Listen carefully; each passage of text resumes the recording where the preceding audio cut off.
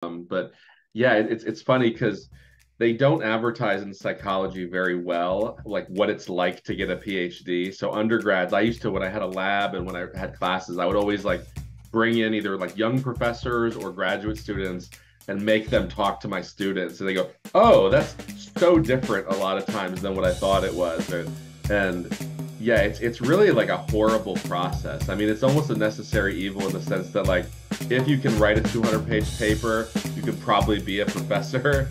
But yeah, it's lonely and unnecessary. There's this sometimes it didn't seem like that with you, but who knows? There's this tyrannical relationship between like your advisor who can be in a whim and get rid of like your whole methodological approach or your whole conceptual underpinning. Like it's such a like a layer of hell or something.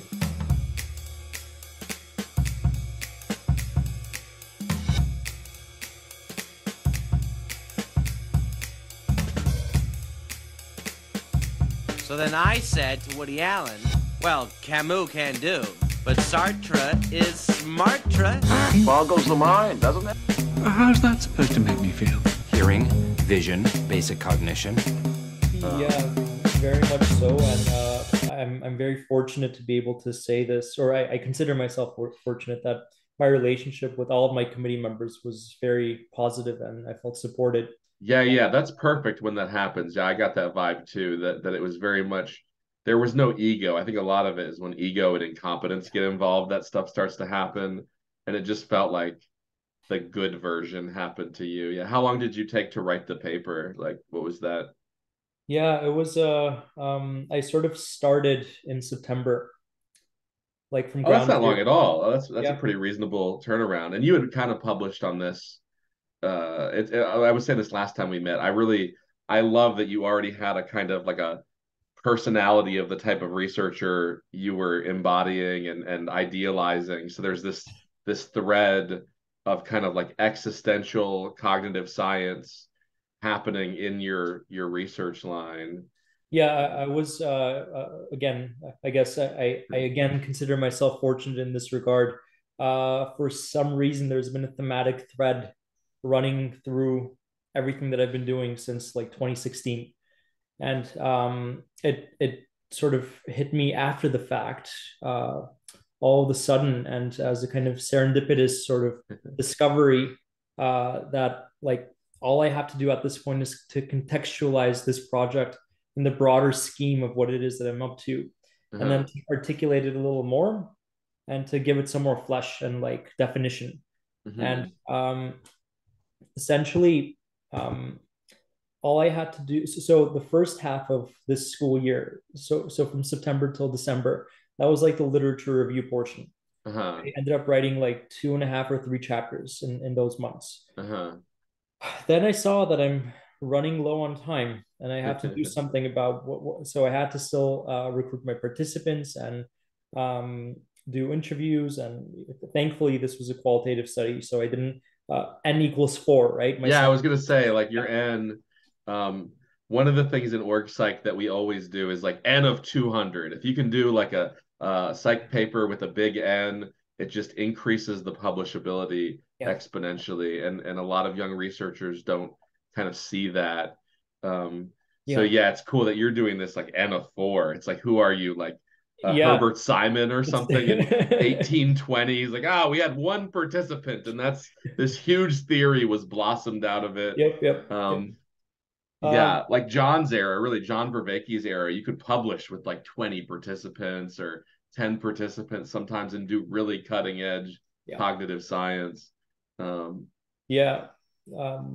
So what ended up happening was as I was preparing to set out to do the second half of the project, I had to optimize for like productivity. mhm. So I actually brought everything I knew about workplace performance and flow states and learning and creativity to bear on my process itself. So what I did, Oh, I see. I ended up taking all of my vacation days for the year, and I set it up so that I had every other weekend Uh-huh. turned into a long weekend. That's smart. Yeah, because if you maintain your joy, your internal joy, it's so much easier to be productive. There are little working habits that yeah, Yeah. that's cool. So you were able to just kind of enjoy it and commit to it and then kind of step back from it and get some Well, energy and believe it or not, it wasn't joy quite yeah, exactly. yeah, It was I'll explain actually because I ended up adding like 2 or 3 days for per weekend to make it into an extra long weekend. So I had about 5 days, 5 day chunks just scattered over the span of 2 months. So I had like a total of 4 or 5 long weekends like that.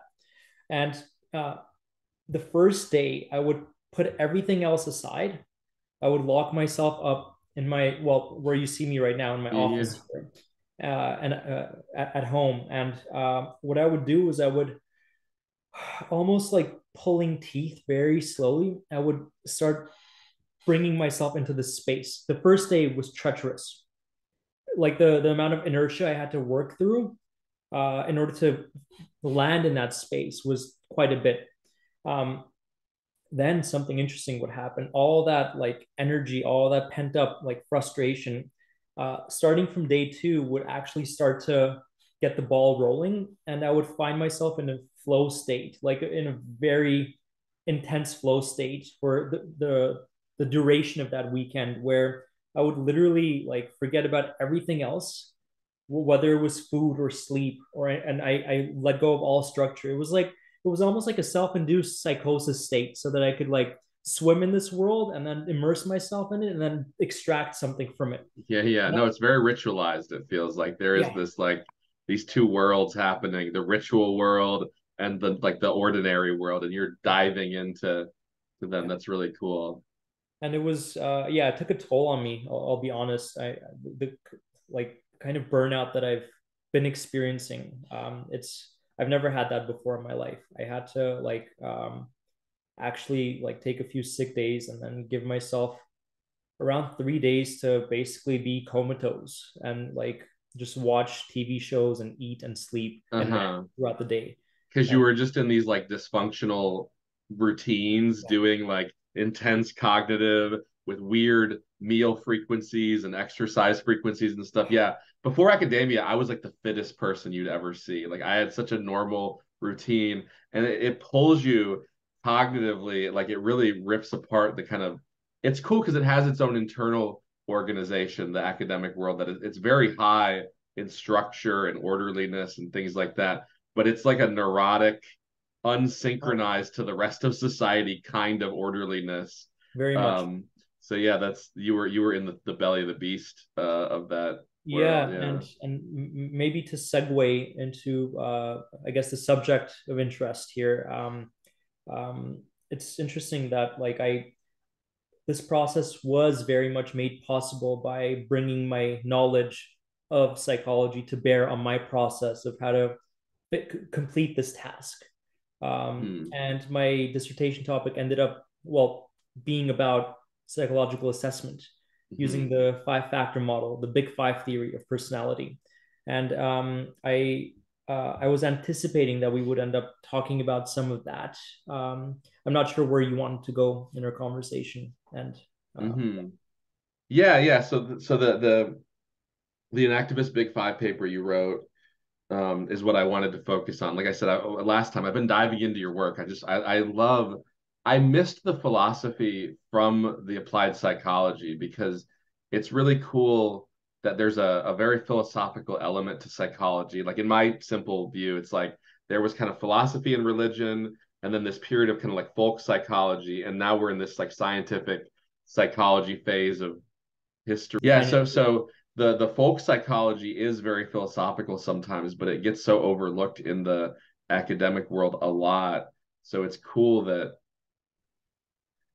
you're doing that essentially, kind of talking about normativity. Anyways, I think so. It's exciting what you do. Yeah, your paper I think is really cool. I met once Rob McCrae, the half of the Big Five, and the Big Five is like the one of the biggest constructs in organizational psychology because it's a measurement field. It's like almost what org psych does is assess and fit things to goals and but hmm, the no one cites Merleau-Ponty and no one cites Husserl in the org psych literature. So it's so cool that you're wondering about normativity and optimal gripping and the whole history of like almost like the Socratic inquiry in that. So that's what I think is really cool about your work. And I love Evan Thompson's work as well. Like the 4E cognitive science is so much better than like Skinnerian behaviorism or kind of the different eras of cognitive science that were post Skinner, pre 4E.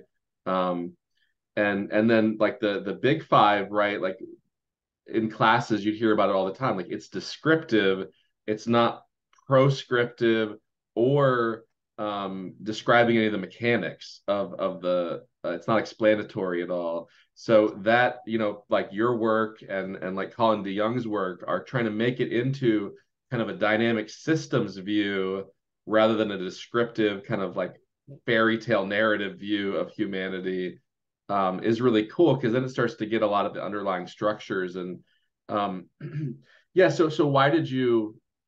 How did like what was the birth of the big Enactivist Big Five, and how did it spawn into this great paper? And then we'll just start going through some of the cooler points. Yeah. I would say that it sort of all starts with um, oof. So there's a boundary problem here around this question because like the origin of this idea actually predates the idea and even the precursors of the idea itself in my history. And like it all started when I ended up taking an intro to philosophy course in my first year of undergraduate studies. And I essentially fell in love with it and ended up taking much more than just that afterwards.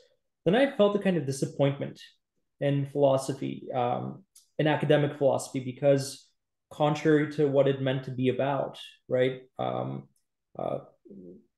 which was right the pursuit and love of wisdom and the cultivation of like consciousness and virtue and things like that. Nowadays, academic philosophers don't really, or it's coming back again, but at least back then it was still a little niche, right? But I ended up meeting John Vervaeke in my second or third year of undergraduate studies, and in a course that was on the philosophy of psychology. And I like something just gripped me about this new field that revealed itself to me through John, and um, yeah, my grades shot up. I started to care. I became more engaged with like ideas and the exploration of thought, things like that. And I decided to make my way into psychology at some point, which I did. That took me to the States into a degree that was in humanistic psychology, where I learned about Rogers, Maslow, some of the other humanists, and it was a very process-centered approach that I was like steeped in when I was there. That ended up taking me away from philosophy in one sense, but in another sense, it was bringing me closer to the source that I was after. All the while, I was continuing right with my engagement with John's work, and fast forward to my first or second year of doctoral studies at Duquesne, where the background and orientation is largely in existential phenomenological and psychoanalytic approaches. For which course was it?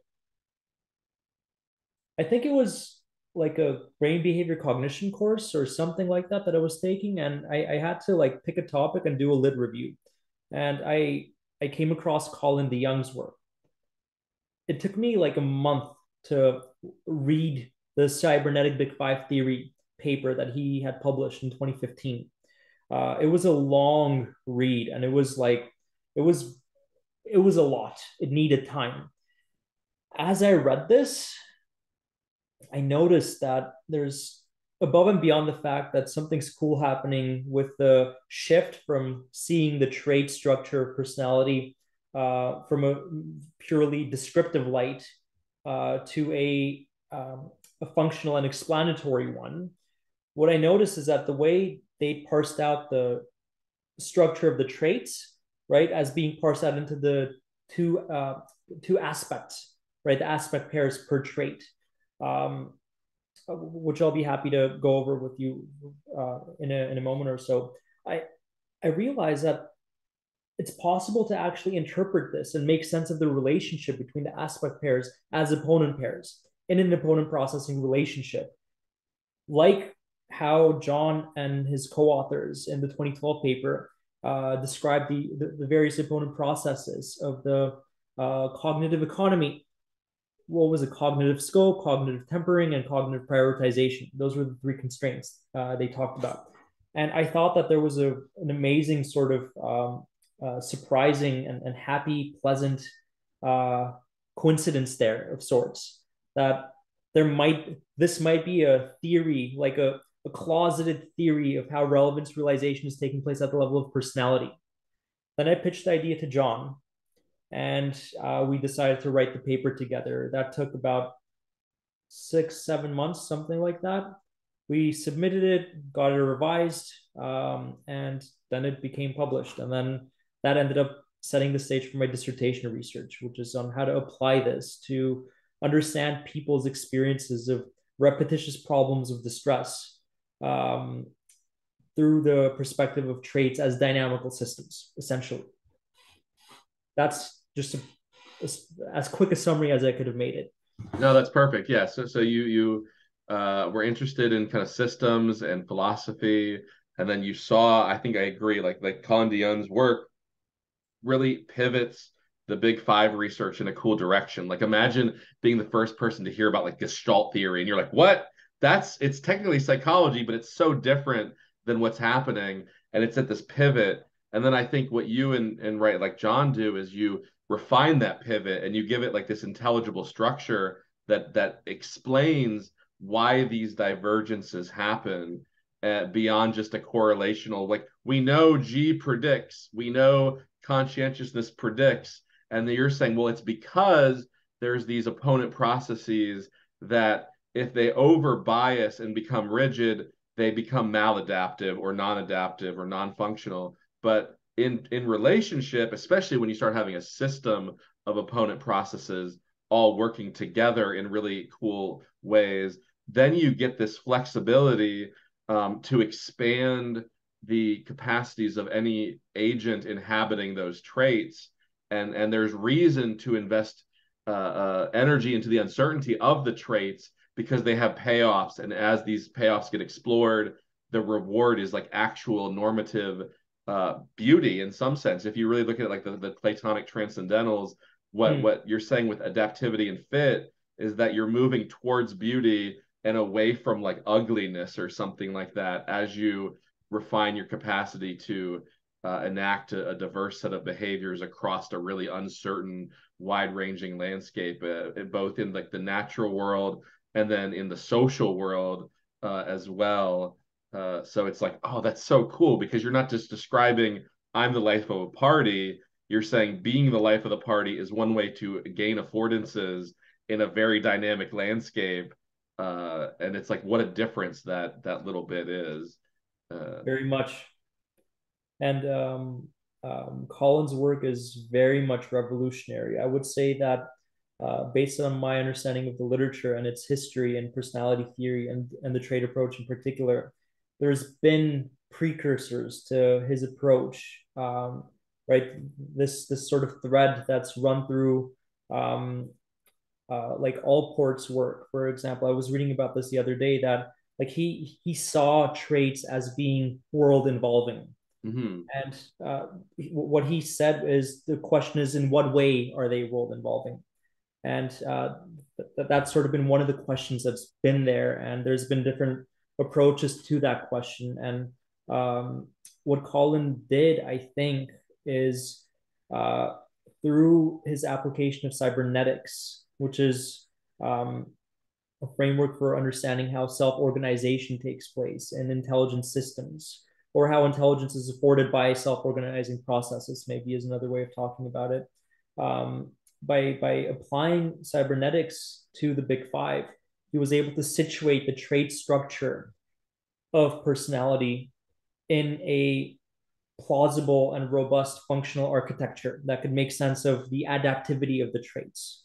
And in our paper, we sort of like took apart some of the cybernetic commitments of his approach, which they're sort of up for grabs as far as I understand. Like they're not, maybe to a degree they're not necessary to make, but like for the most part, cybernetics, right? It does carry with it its this heritage of cognitivism, and the idea that there is a ready-made world that is being represented by the mind, right? The world is pre-given to the mind, and the mind processes information to represent the world that's out there and to right problem solve by processing this information over time according to certain rules or algorithms or whatnot. And enactivism is opposed to that idea. For enactivism, the world isn't already there. The world is enacted. The world is enacted by the relationships, right? That the embodied self organism is able to enter into in relation to what's there. But what's primary is experience. The world is actually an abstraction in some sense, as reflected by the scientist, for example. So the primary categories are experience, essentially, rather than object and subject. Those are derivatives, not primitives.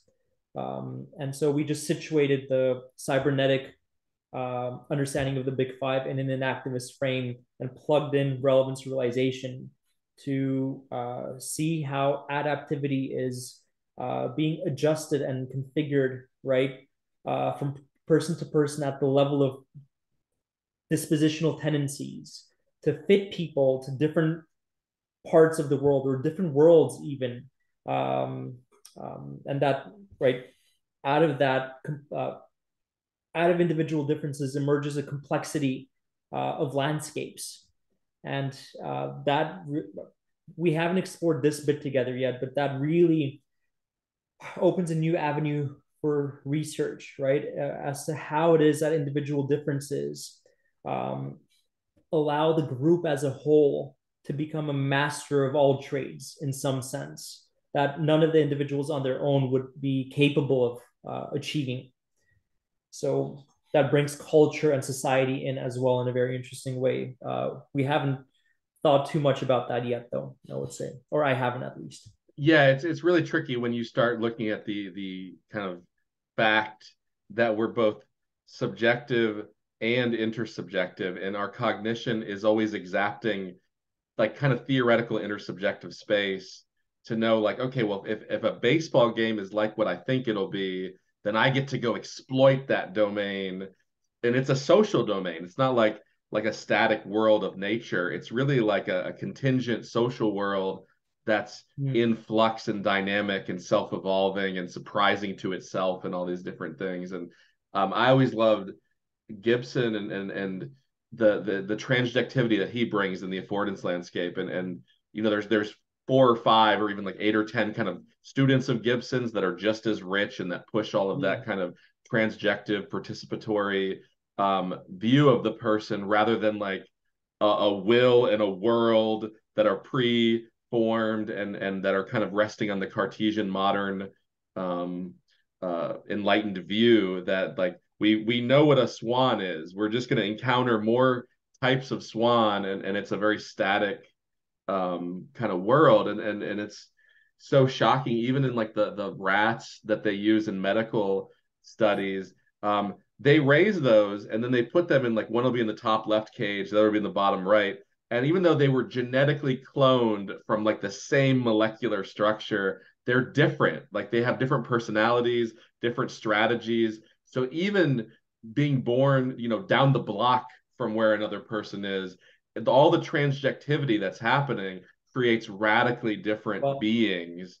And so like what's happening with the reason to have a different personality is kind of cool. And again, I love the way you kind of frame it using like so what is a selective constraint and an enabling constraint? How is that different than maybe like Newton, or how can people think of constraints and philosophy?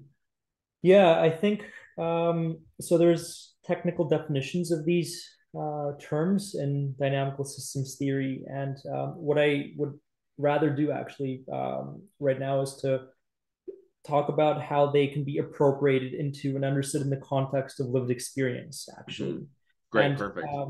the sort of what we're working with as scientists of the mind is people's fields of experience. And a field of experience, it essentially, you can think of it as whatever is sort of available to you for exploitation um, within the present moment. It's something like that. Whether it's a thought that you can have or a feeling that spontaneously comes up in response to something that happens out there, or an object that you can reach out and grab, for example, and perform an act on, let's say. So let's start with uh, the idea of enabling and selective constraints as it relates to embodiment. Uh, you know, so I've got a little brother. We're 16 years apart, and we have completely different body types. Um, when I was growing up, and even now to a degree, I was very much like a little monkey that could like climb up on places and like jump and like do these gymnastic like maneuvers and things like that. And it very much came naturally to me.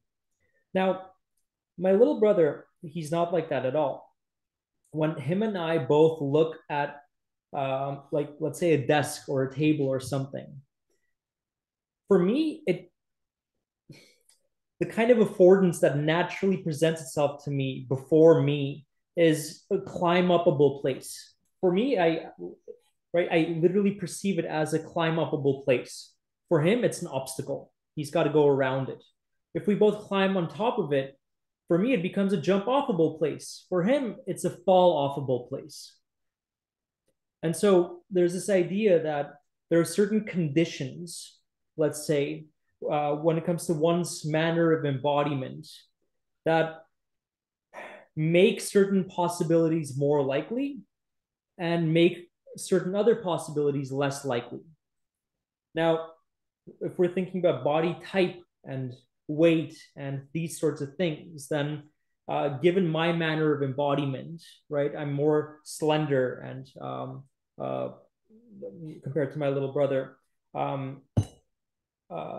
There's something about that that affords me the possibility of seeing the table as a climb upable and jump offable place.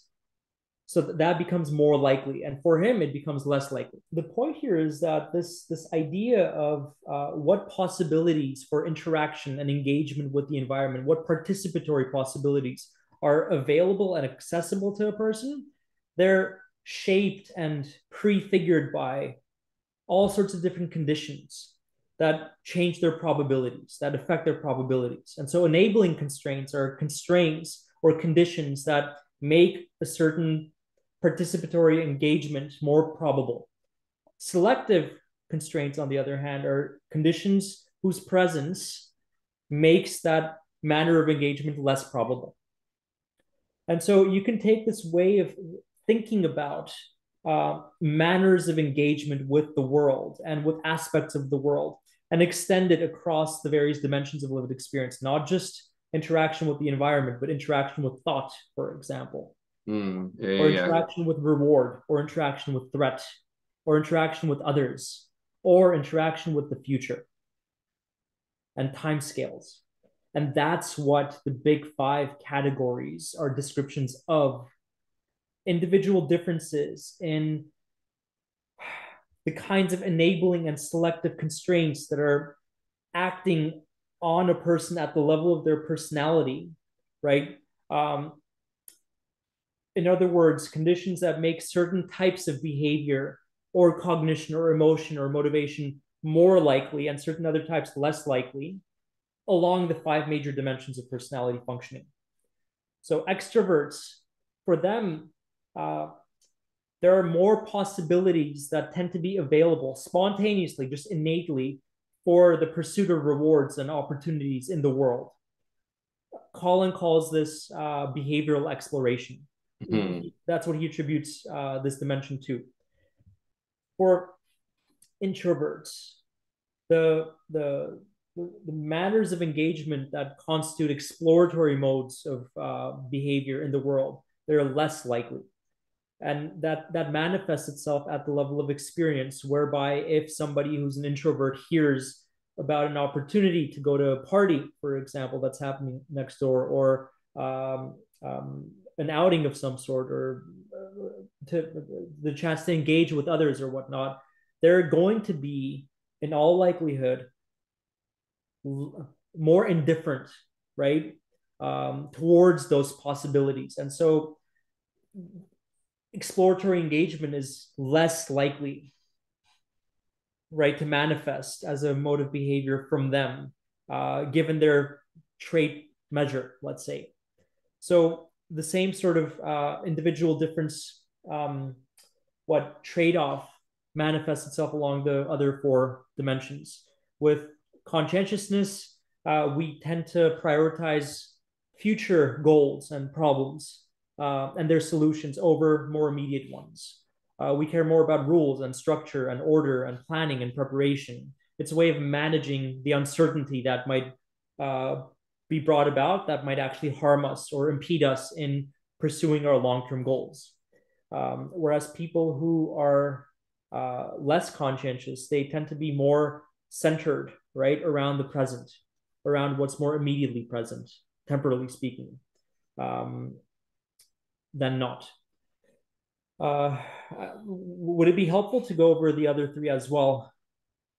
Yeah, sure. I mean, so yeah, go ahead, especially with the perspective that you're bringing to it in particular. Yeah, so the big five, right? Like I think most people probably watching this have heard of, right there, the canoe or ocean, and they collapse down to kind of two traits of like kind of opening up and closing down, or approach avoid. You can kind of positive or negative. They break down into these kind of normative categories of different kind of fundamental strategies, and then they kind of, there's a whole world of research on the nuances, and part of, again, the coolness of what you're saying is there's a scale invariance and a multi-aptness to just the framework itself that allows it to drop into these five kind of domains, and then all it proliferates into their subdomains as well, which is like just the idea of recursivity, right? It really doesn't exist in like a lot of philosophy. It's a kind of a cool idea that computer science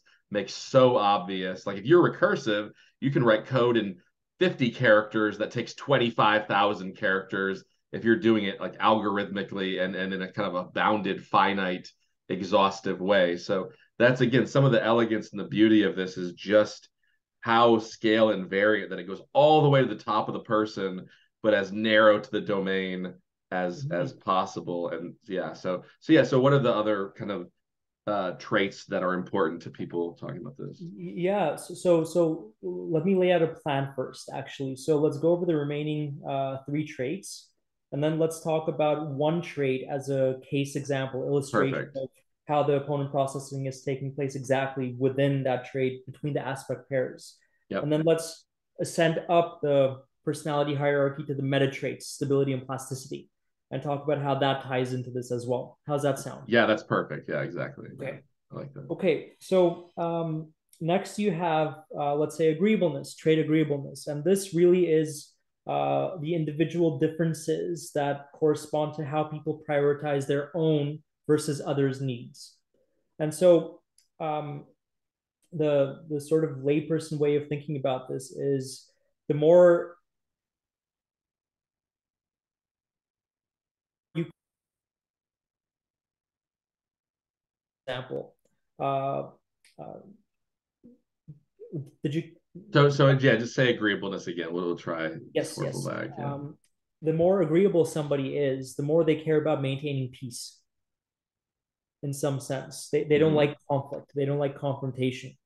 And so, in some sense, others' needs and others' points of view take center stage in their world. Their world is more about others than about themselves.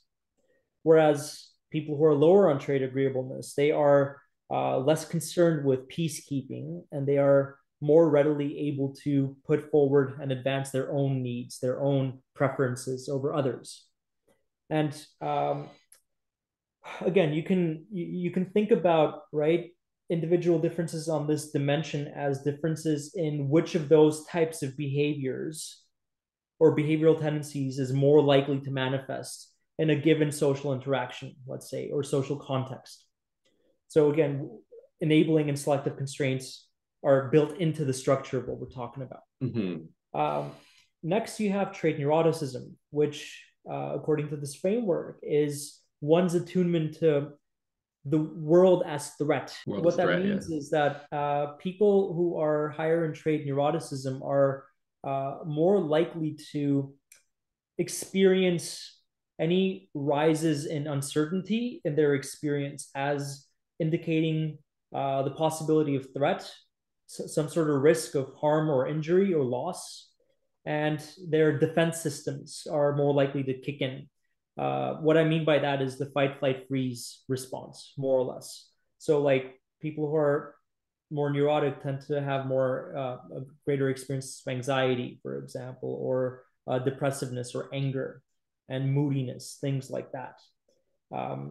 And you can imagine how this could be very adaptive in a world that is rife with threat, because you get people who are higher in neuroticism that are the first to pick up on these signs that are in the environment that there's something that's going to go wrong.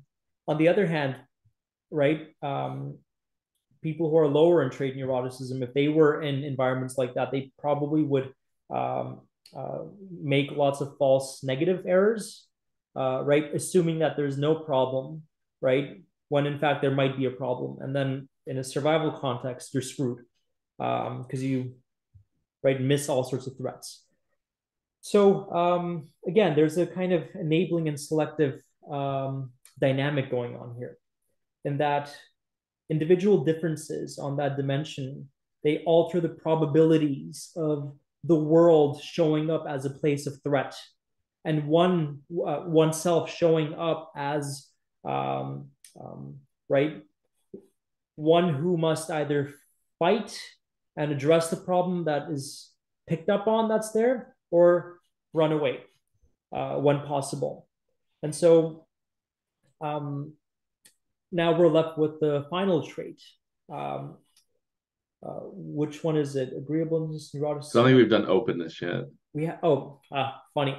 So openness is actually dual differences marker of how likely we can say how likely the world is to show up as a place of cognitive possibilities and imaginary possibilities. So the world as the world of imagination, or the world of thought and ideas.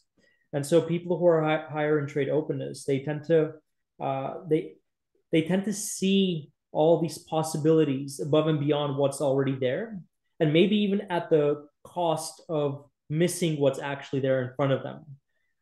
Whereas people who are lower in trait openness, they tend to see things from a more conventional sort of frame of reference.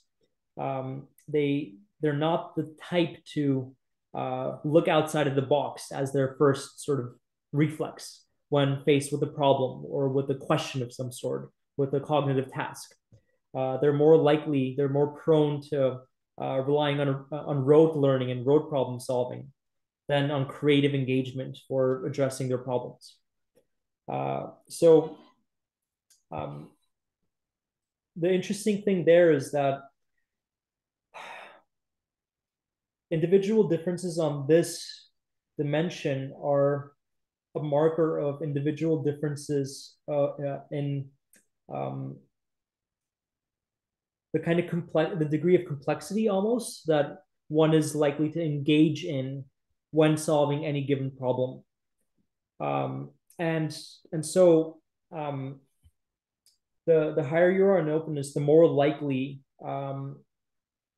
learning itself is to take priority in your process of problem solving. I think that's what I'm wanting to say, actually, because you're like almost aesthetically attuned to the processes of learning themselves, whether it's like, talking about fun, I mean, even that, like fun things, like what are fun things to talk about?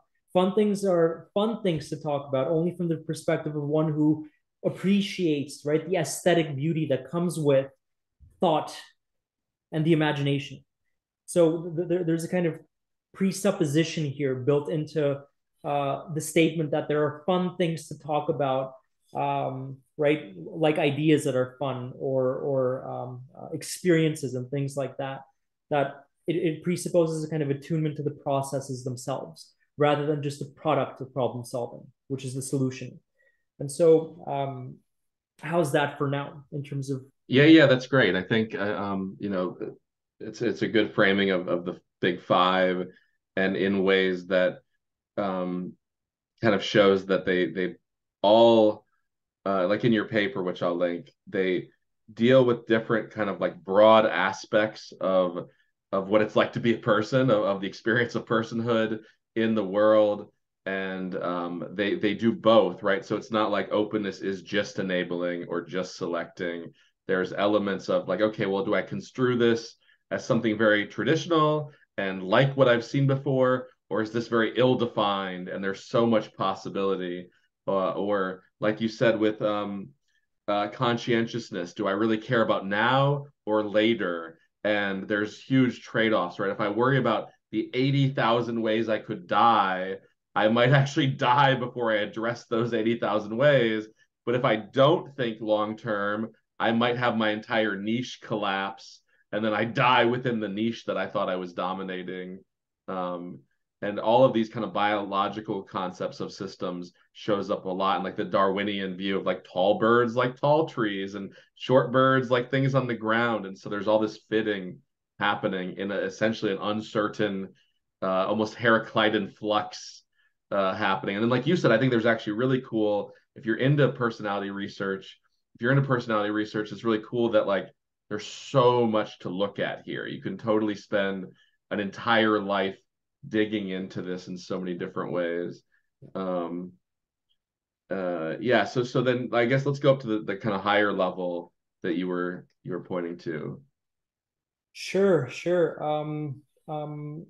Now, what we see at the higher level, which is the discovery, I think about 20 or so years ago, that right initially the big five, I mean, that's why they were called the big five to begin with. They were thought to be the most basic sort of bedrocks of personality.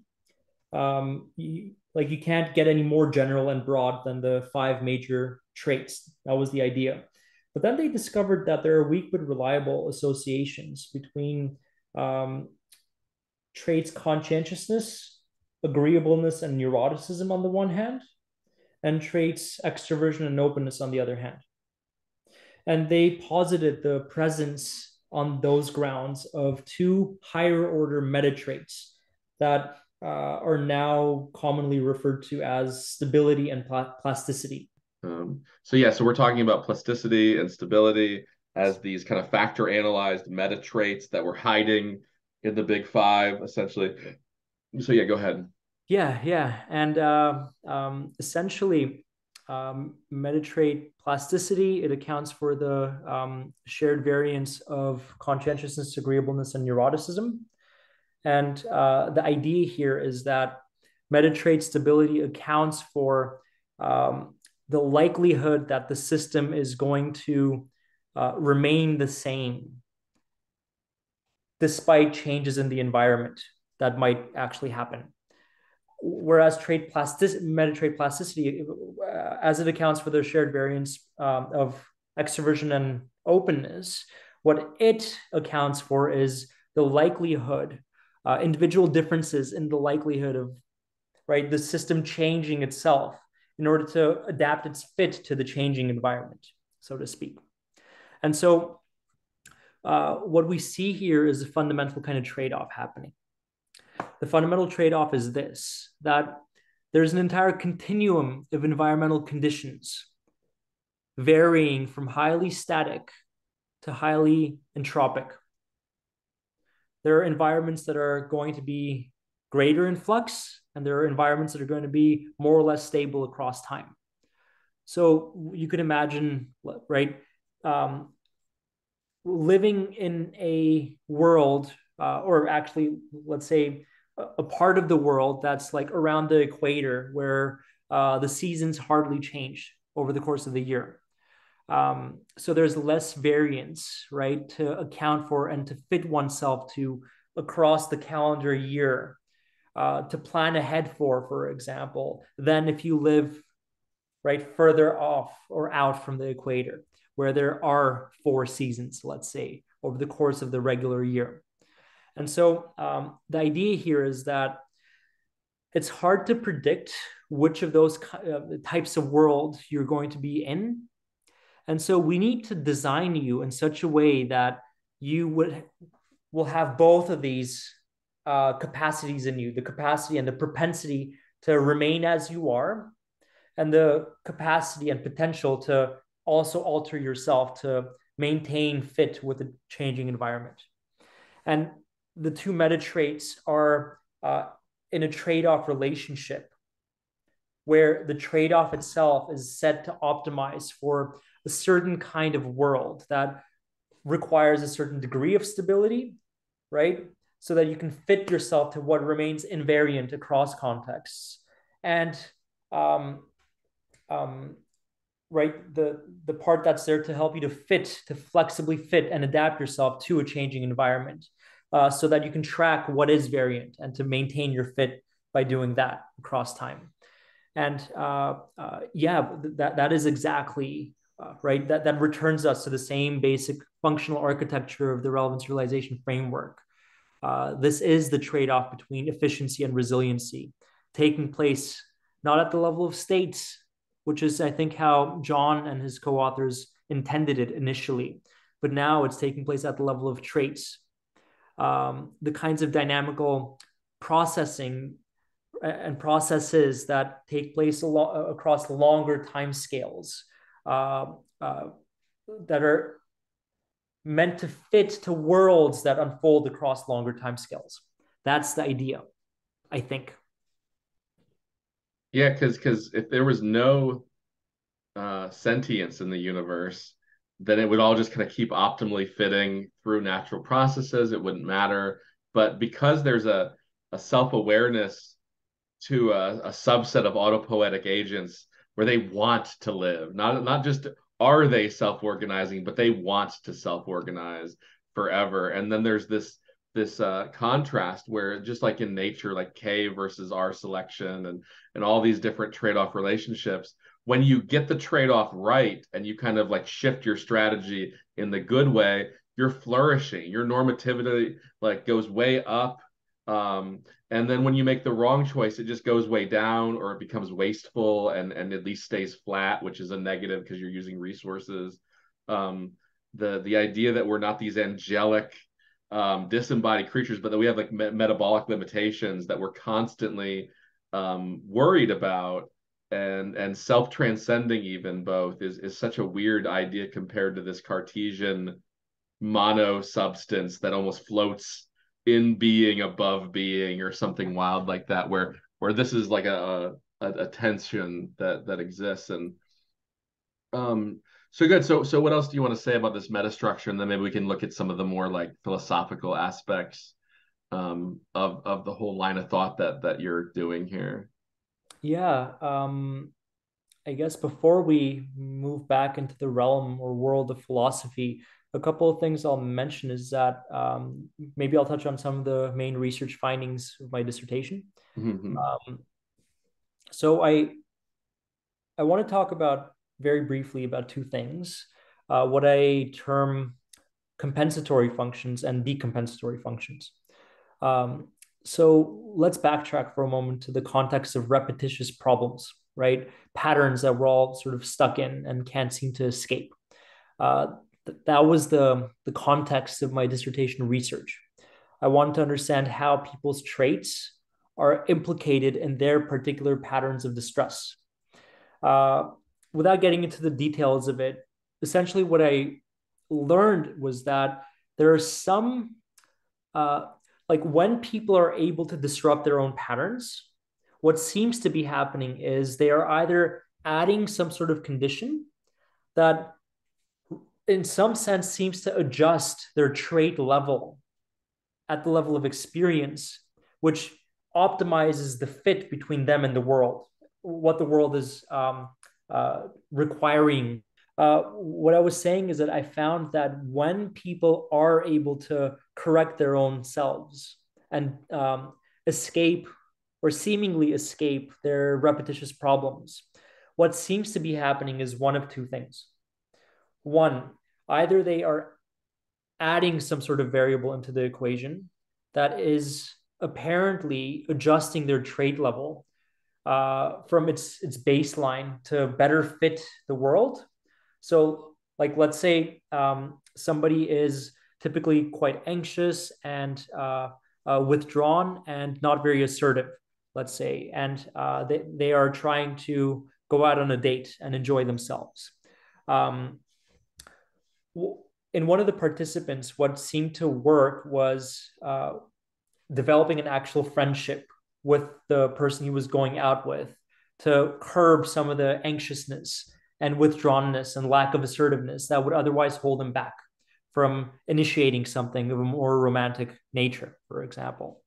So the presence of a bond, so to speak, if I could just use that term like that, the presence of a bond seemed to fulfill a compensatory function by adjusting that person's trait level, the baseline, in that particular context to optimize their fit with what the situation was requiring of them. So those are compensatory functions. And the idea is that you could use an individualized methodology like the one that I developed in my work to triangulate where trait situation mismatches are happening in a person's life and offer them concrete behavioral or cognitive or emotional interventions that they could add in that would adjust their trait levels at their behaviors at the level of traits and afford a more optimal fit, so to speak. Now, decompensatory functions are sort of the reverse of that. It's conditions that, when present, they do adjust the person's trait level, but in such a way that actually puts them at a disadvantage. So in one of my other participants, the presence of a bond made him more agreeable than he normally would be. And that lent itself, right, to him being taken advantage of in certain contexts.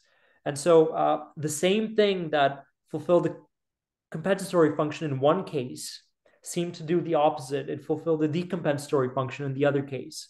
And in both cases, introducing these functions, right, these kinds of variables that alter people's behavior and their dispositions at the level of traits, it fulfills a kind of enabling role for a repetition to become more likely to take place over time. Whether the repetition is a problematic behavior or pattern, or like reciprocal opening, as John talks about it in his work. So so let me end there. I think those are the probably the most important empirical findings of my work, where you could disrupt patterns, problematic patterns, by either introducing compensatory functions or removing decompensatory functions that might be present and affecting the person in a way. Right, because they might be lacking something or have something active. Because a lot of this, the trait level stuff especially, is happening more or less unconsciously. You're born high in openness, or you're born low in agreeableness. And a lot of like this is very formative and happening at this biological level, way below the like conscious, I want to be this, I'm aspiring towards this kind of thing. And yeah, just even like reframing it from like it's me to my behavior and starting to say, well, no, there's not like this core you that's agreeable. You can choose to be agreeable and you can choose to be disagreeable, and expanding those ranges. And you see that like sometimes within person, right? Like there's people that have a really huge range of cognitive flexibility in those domains, or a very narrow range. And again, it's not like one is better, because sometimes you want to be really stable and sometimes you want to be really flexible, and it's when they mismatch, not just the presence of all this transjectivity is happening in really important ways. Because like in a lot of the maladaptive things, you just see people avoid what they're maladaptive at. If I'm not a math person, instead of expanding my repertoire or reducing my fears and anxiety, I just avoid it and never grow. And then I have this lingering maladaptive part of me kind of happening. And then as a clinician or as some interactive, like an organizational setting, if you can start to do interventions, and then like what you're saying is like not only just knowing how to do the intervention, but assessing them theoretically correct can be really profound as a clinician. Um, the same way philosophically, like generations see the past generation's mistake, or they continue the past generation's mistake, and there's this constant Yep.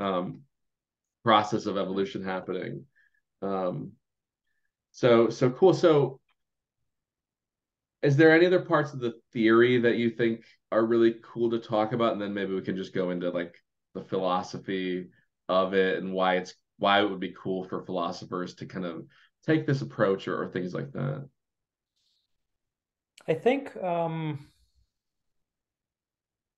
yeah, there's just one more thing I would say that this is the phenomenological turn that we sought to initiate with John and Jesse, my other co-author on this follow-up paper that we published together on Uh-huh. um, which is that individual differences and measures of traits, the phenomenological turn in the study of individual differences, which is what we sought to initiate with these papers, is that individual differences and measures of traits correspond to differences in how people experience and participate in the worlds that they're in. And so this takes us to the idea that if you want to understand who someone really is and what they're like, don't stop at just their personality trait measures. Use these to, in a disciplined manner, be able to turn to their worlds. And it's really interesting when you begin to do this because you realize that like all sorts of things about people's pervasive patterns of experience actually are intimately tied with and interwoven with what seems to be reflected in their trait measures. I mentioned this at some point in the defense. Actually, I think you'll probably remember this. That I had a patient recently uh, who felt like he was being judged at work for being hard to work with and being very type A, and he saw others as lazy. Mm-hmm. So it's interesting because we saw that he's actually very high in trait extroversion, very high in trait openness, surprisingly quite low in trait conscientiousness, but very low in trait agreeableness, Mm-hmm. Yeah, yeah, and yeah. also high in neuroticism. And so he's sort of on the extremities. That's where he lives. That's where he tends to live. Mm-hmm. And the idea here was that the the more towards the tail ends that you are, the more toward the tail ends that you find yourself in with the trait measures, the less relatable most people become from your Mm-hmm. perspective. Yeah, yeah, yeah. It's a warping. Yeah. Yeah, and the less relatable you become from most people's perspectives as well. Mm-hmm. And this is because literally you're inhabiting different worlds, not just inhabiting the same world in a different way.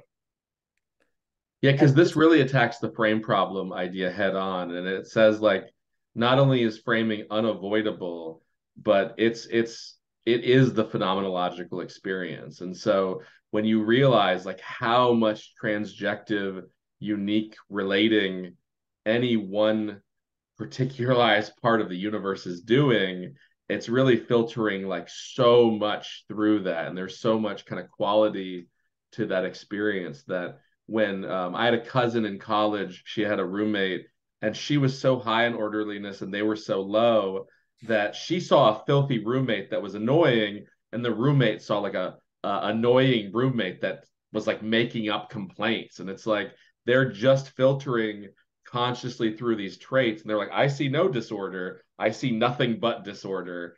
So it's so interesting. And I used to love when I would teach at Michigan State, the Big Five. I would just say, give me an example of someone high on this trait or low in this trait, and everyone can relate. They can name celebrities, family members, they can self-identify, and it's so cool that you can say, oh, these are your styles of relating to the world. So it's like this kind of Socratic self-knowledge of I have a strength of being creative and a weakness of overly construing things abstractly. And that knowledge actually affords a second order appraisal that can allow for more normativity and fit. So it's really cool to have this awareness of this Yeah, phenomenological experience. Yeah, yeah, yeah.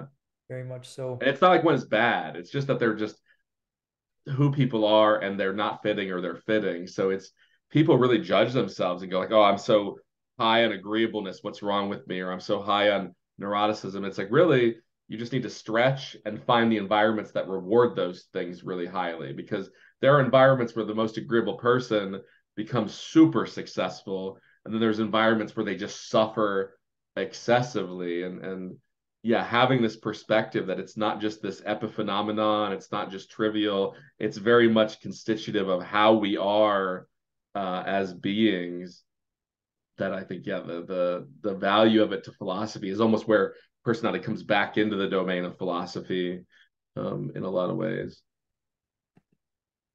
Cool. So yeah, so I guess like out of the people you study, like Merleau-Ponty, and I guess we talked a little bit last time about this. You were saying as well, like philosophically, why is this interesting to you, or how does this, like, what are the philosophically exciting parts that you would love to like just ruminate more on if you had the time? Yeah, that's a wonderful question. And I think there's a very important ontological question that, at the very least, lurks there in the background of all this research, which is um, like where do we have to look to find these things? And it takes us back to the Cartesian framework. Like, do we look out there or do we look in here? And I think what I'm coming to is that you have to do both, actually, and you have to do both in a mutual light. The kind of transjectivity that's at play here is not just the transjectivity of um, um,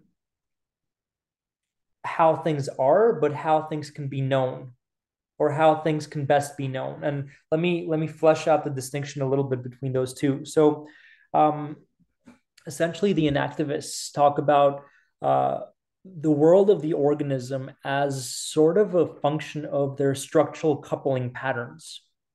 Like, if you want to know what someone's world is, you have to look at how they're relating to.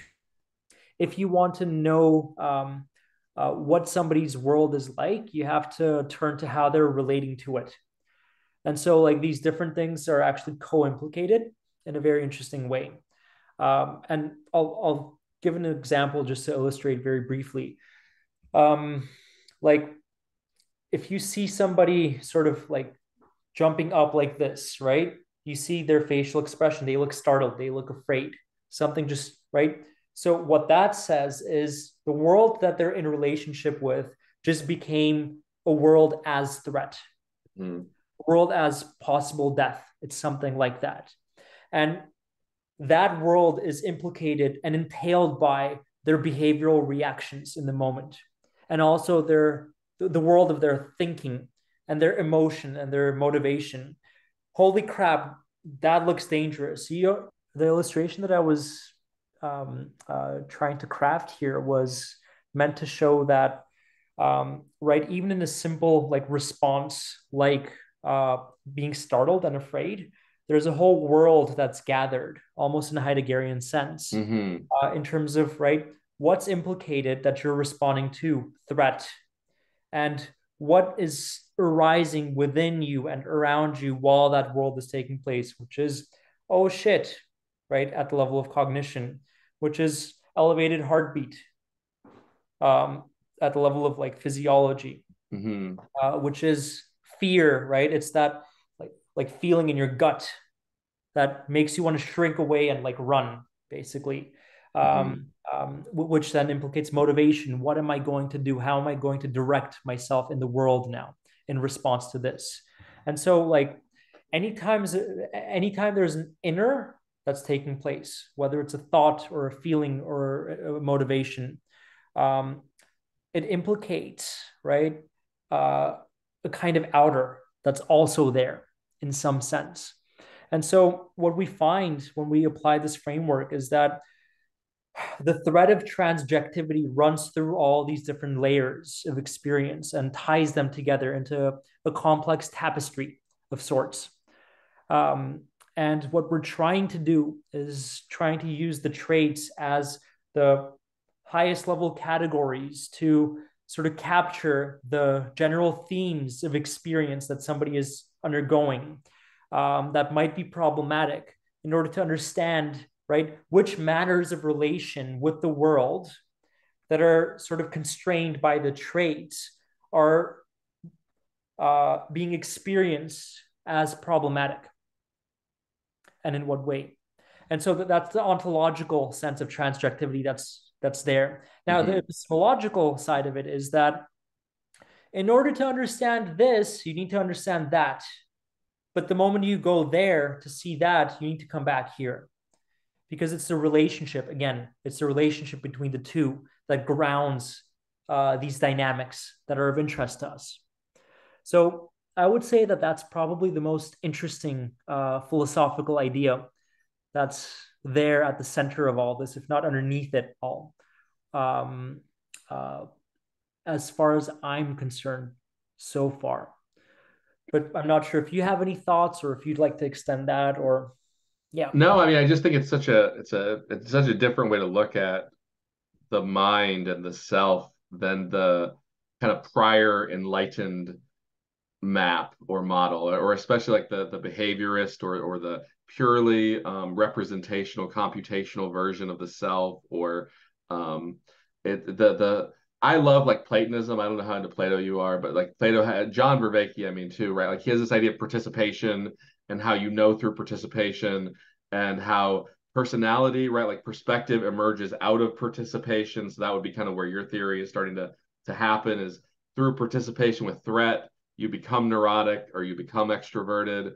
And um, so I think that part is really cool. And then just when you start to get into some of the philosophers that talk about like Heidegger's thrownness, like transjectivity and thrownness are really interesting together, and contingency. And contingency is almost absurd from a very like confident analytical point of view. Like there's a lot of clashes. So seeing how these things are not domain independent. There's not like philosophy over here and psychology and science over here, and they really mutually afford each other and benefit each other. And as ethics is like not even relevant in psychology really. Normativity isn't really relative in psychology in a big way. Um, when you start to kind of take in some of these thinkers, these especially the phenomenologists and some of these more existential thinkers, it's like they weren't way off. They really were kind of in their own language talking about the same stuff, and it's really cool to see them kind of doing what they're doing. So yeah. If you take some time to reflect on the conversation and see like where else it could have gone, or Mhm. also where else it might go next. Yeah, yeah. Like one thing I'm thinking we could consider talking about is how like the existentialists, they talk about facticity, right? I'm reading Uh, about that right now. Yeah, I yeah, have like friends that are much deeper into this stuff, and they use the word. I'm like, what is facticity? And now I'm starting to. It's kind of like you're stuck in a facticity, and what yeah, that and means. like Yeah. our personality factors are in some sense part of our facticity, part of the Hmm. facticity of our existence. Yeah, yeah. Um, the existentialists also talk about existentials, which are the basic existential dimensions of experience. They've talked about one's relationship to the future, one's relationship to self, one's relationship to others, Yeah, yeah. and to the world at large. The way I see it, it's very easy at this point to take the big five Hmm. and to reconceptualize it in existentialist terms and to understand Hmm. each of the five major categories as five major existentials Oh, of that's experience, cool. right? Our relationship to reward, opportunity, to the promising future, Hmm. neuroticism, as our relationship to threat and the perilous future, Uh-huh. our right conscientiousness, which is our relationship, our responsibility to the future. It's something like that. Uh, Uh-huh. uh, Agreeableness, our responsibility to self and others. Uh-huh. And finally, openness, our responsibility to maybe knowledge or beauty or I don't know, like complexity. It's like epistemic virtues come in at this point as well Yeah, as yeah. It's interesting to try and map on like virtue ethics yeah. to the big five. Do you know Rick Rapetti at all? I don't know if you know who he is even. I've listened to I think a couple of Oh, his cool. Yeah, John's because talks. Yeah. Rick's a philosophy professor. He's actually running for chair of his department, and he's big into virtue ethics as well. And Greg has some friends too, surprisingly, that are into like virtue and that kind of Yep, stuff. yep. So yeah, I think this is all very lively. Again, the reason I like it is because like I don't know, just knowing John and doing all these philosophical practices, I started to go like, wow, transjectively at the very least, but I don't think of it more objectively. Like there's the potential for virtue in the universe. How cool is that? Like these existential questions that people were wrestling with were not just trivial, and not like secondary to the good life. And so it's really cool to kind of again bridge these things and think how can modern math or how can modern science actually kind of re home science within itself, really. I think more than anything else, it's really kind of the irony that Plato and Socrates like birthed science, and then they abandoned the whole quest of Socratic integrity and aspiration and stuff like that. So yeah, we could definitely, that'd be fun to think about. Do you have a couple favorite existentialists that are juicy to read up on in facticity or these kind of existential isms and Um, I've only covered all this stuff through coursework, and I can okay. give like generic readings to look into. Sartre and Heidegger are the main Okay. the main go-tos for that. Yeah, Uh, yeah. in terms of like clinical applications, there's a whole field called relational psychoanalysis that tried to marry psychoanalysis with phenomenology, and Uh-huh. also related to the like post Heideggerian strand of existential analysis that was Hmm. brought up by Boss and Binswanger, Hmm. uh, who also brought in Jung into that picture. And they've talked about these things as well. Um, so Boss, Binswanger, Heidegger, and Sartre. Those are the Okay, cool. Yeah, I've got this all recorded, so I'll just yep. grab that list at the end. Yeah. Do you ever read Jung or any of the Jungians? Because they're hard to marry to the big five compared to they get so mythical and weird. And like when I first emailed you, I was trying to think like, all of these traits have to be embodied. I know you have to go, like, have to be embodied in like Greek gods and Viking gods and stuff like that. And there are these kind of active imagination practices that can kind of like open you to the spirit of the trait that the god embodies. And it's like, how can worshiping Athena make me have like a better level of conscientiousness or something like Hey, that? Like those, here's a kind of pseudo active imagination exercise you could try for yourself. perfect. Yeah. Next time you're watching any sort of TV show or movie, Hmm. track like who's embodying which archetypes. And the Uh-huh. hero tends to embody a very particular archetype, right? That it's the person who encourages others, right, to explore in the face of fear or like danger or things like that. Yeah, yeah, yeah. And the Fear is hero like one also of the gathers. things. So Yeah. like there are different varieties of heroes in Hmm. some sense. They're all versions of the same thing, but there's like different variations of the same theme, Yeah, right? yeah. And you could think about how in different storylines, the hero, if you pay attention to their big five, Oh, I like this. uh, Yeah, yeah. Where are you they're going? right, what variations of the big five they're embodying as a Hmm. hero, you can see how the big five individual differences, different individual differences, could actually be used to scaffold learning and heroic triumph and Yeah, so yeah, yeah. Because like Mhm. John talks about like internalizing the sage and some of these practices. I mean, like really, are you religious? I don't want to say anything offensive or Um, anything. um, I mean, I was brought in some sense. So I was brought up as Christian. Okay. I'm Armenian, and that's sort of my religious Uh-huh. context. But I'm also like I'm Jungian about it in some Okay. sense, and Yeah, I'm yeah, also like Vervaekian about it as yeah. well in Okay. another sense. So like I treat it as philosophy, as cognitive science, as well Hmm. as myth.